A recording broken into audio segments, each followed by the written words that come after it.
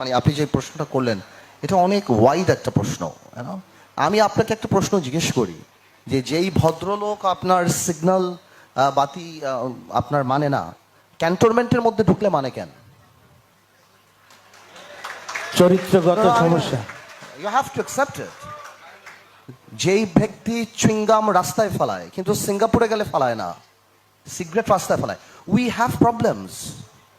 হ্যাঁ, এটার কোনো শিক্ষা দিয়ে লাভ নাই। এটা আপনার আপনার আমার প্রবলেম। এটা আমাদের।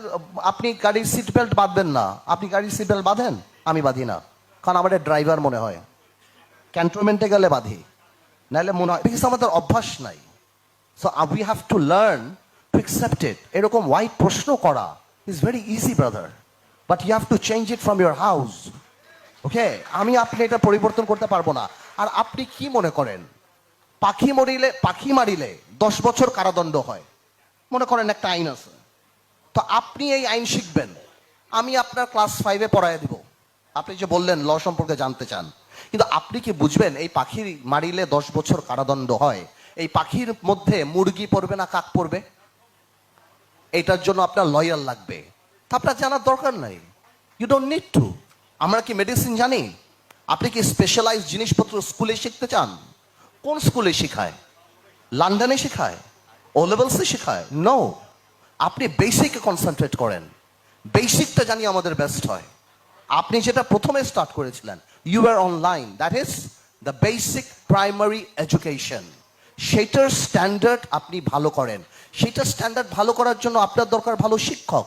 আপনি ইউনিয়নে ভালো শিক্ষক কোথায় পাবেন? আপনি ভালো শিক্ষক ছাড়া আপনি ভালো ছাত্র কোথায় পাবেন? আপনি স্মার্ট শিক্ষক ছাড়া আপনি না করেন। এই জন্য ভাই, এগুলি অনেক ওয়াইড ব্যাপার, and I don't have the requisite expertise. I am a politician, I am a bridge between you and me. Okay, এটার জন্য এক্সপার্টরা আছেন, তাদের সাথে বসতে হবে আমাদের, তাদের কাছ থেকে নিতে হবে।